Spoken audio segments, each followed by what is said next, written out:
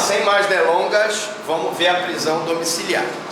Bom, numa das aulas passadas, nós estamos vendo a parte prática de execução penal, nós vimos um tipo de prisão domiciliar. Prisão domiciliar albergue, né? Naquela hipótese que o cidadão foi condenado a uma pena restritiva de direito, de casa de albergado, que por não ter a casa de albergado, ele foi então encaminhado para uma prisão domiciliar albergue. Agora eu quero mostrar aqui um outro exemplo de prisão domiciliar. Então nós temos aqui, não sei se dá para vocês verem aqui, excelentíssimo senhor juiz de direito da vara de execuções penais, o processo tal, o objeto, né, pedido de prisão domiciliar, caráter de urgência, porque tem que ser prisão domiciliar, é urgente, urgentíssima, né? Aí ele diz aqui, ó, o reeducando cumpre pena privativa de liberdade desde 1 de 1 de 2015, o PEC, né, encontra-se na vara de execuções penais, processo de execução penal está na vara de execuções penais, tendo em vista que cumpria a reprimenda no presídio do complexo penitenciário de Pedrinhas, de São Luís, Maranhão. Conforme denota-se no expediente do peticionário, o mesmo é portador de doença grave. Atenção! Então, um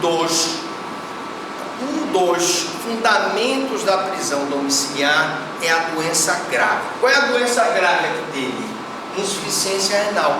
Insuficiência renal é doença grave? AIDS é doença grave? Doença do miocárdio é doença grave? Aneurisma cerebral é doença grave? Câncer é doença grave?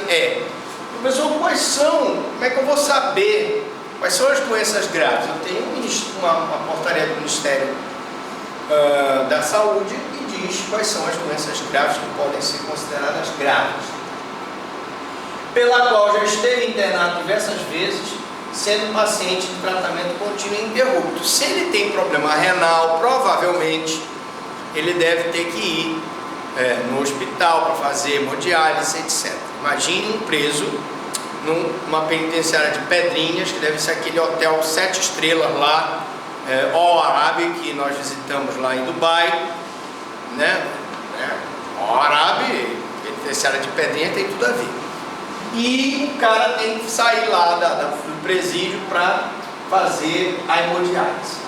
No dia 1º de janeiro de 2016, o apenado esteve internado no hospital desta cidade e na data da baixa hospitalar, o médico forneceu um atestado informando que não existia previsão de alta, sugerindo um afastamento por 6 meses a pena. O exame laboratorial, acostado, documento, comprova a existência de moléstia após a alta hospitalar, careceu de repouso, ingerindo diversos medicamentos, dos quais ainda é dependente para manter a sobrevida. Porque no caso, realmente, se ele tiver um problema renal, muito provavelmente ele terá que fazer um transplante de rim. Se ele tem 2, ele tira o que está com problema e fica com 1. Se ele não, os 2 estão com problema aí, amigo, aí é um problema, porque você não vive sem um rim, né? E o rim é o responsável pela filtragem das impurezas do sangue, entre elas a ureia e a creatinina. Pessoa que tem problema renal morre porque a ureia e a creatinina no corpo, ela mata a pessoa, se não for filtrada, entre outras impurezas. Diante das ponderações retroconsignadas e pela documentação em anexo, evidentemente está que o não comparecimento do reeducando ao estabelecimento prisional deve-se unicamente à impossibilidade física, por conta do problema de saúde dele. O condicionamento do mesmo torna inviável o cárcere, principalmente onde não há acomodações e atendimento médico adequado ao martírio da doença dele. Olha só o que ele está dizendo.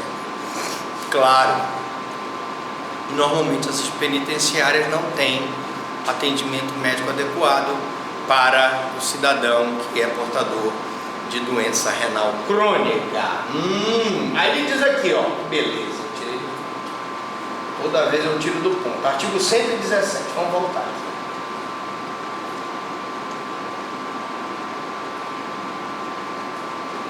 Somente se admitirá o reconhecimento do beneficiário do regime aberto em residência particular quando?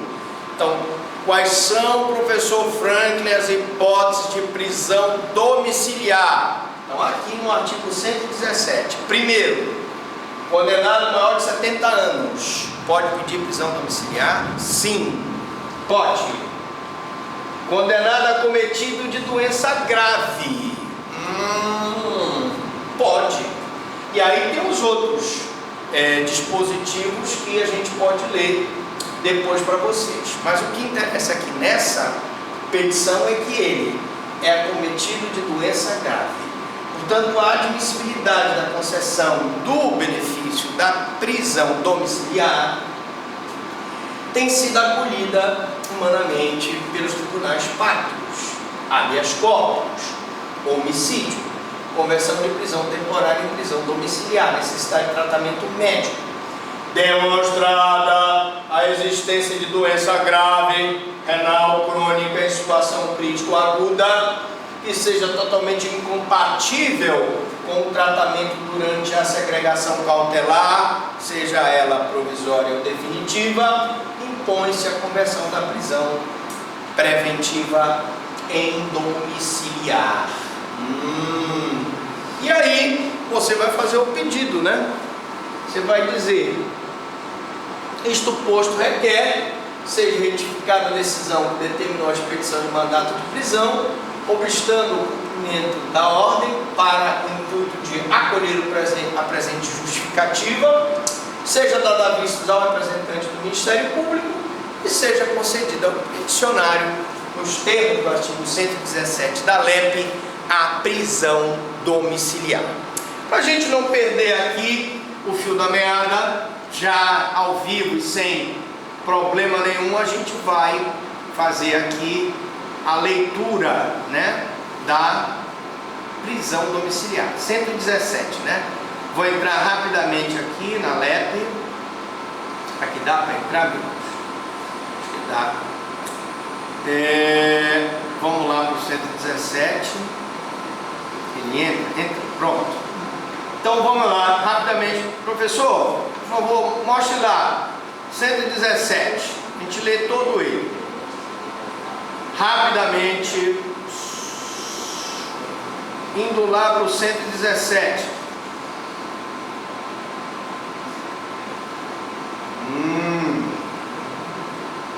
104.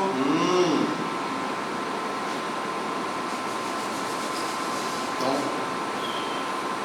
quais as hipóteses da prisão domiciliar? Tá aqui, 117. Estão vendo ali? Somente se admitirá o recolhimento do beneficiário de regime aberto em residência particular quando se tratar de condenado maior de 70 anos, condenado acometido de doença grave, condenada com filho menor ou deficiente físico mental. Eu expliquei que o tráfico, infelizmente, está cooptando essas mulheres porque elas não ficam em prisão preventiva, elas vão para prisão domiciliar. Condenado gestante. E aí a execução da pena privativa de liberdade ficará sujeita à forma regressiva com a transferência para o regime mais gravoso quando condenado. Aí. Então vamos voltar aqui à prisão domiciliar. Novamente, só para sedimentar. Hipótese. Condenado maior de 70 anos, eu tenho que juntar a certidão de nascimento dele, comprovando. Condenado acometido de doença grave, tenho que juntar o laudo dele, e aí eu verifico no Ministério da Saúde o que é doença grave. Condenada com filho menor ou deficiente físico ou mental. Filho menor é menor de